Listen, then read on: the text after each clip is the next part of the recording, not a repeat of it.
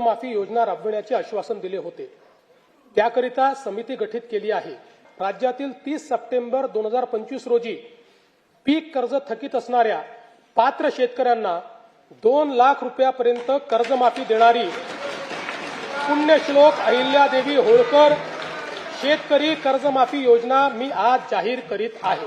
राज्यातील 30 सप्टेंबर 2025 रोजी पीक कर्ज थकीत असणाऱ्या पात्र शेतकऱ्यांना 2 लाख रुपयापर्यंत कर्जमाफी देणारी पुण्यश्लोक अहिल्यादेवी होळकर शेतकरी कर्जमाफी योजना मी आज जाहीर करत आहे। जे शेतकरी कर्ज घेऊन नियमित परतफेड करतात अशा शेतकऱ्यांना प्रोत्साहन देण्याच्या हेतूने नियमित कर्ज परतफेड केलेली असल्यास अशा पात्र शेतकऱ्यांना 50,000 रुपयापर्यंत प्रोत्साहनपर लाभ देण्यात येईल।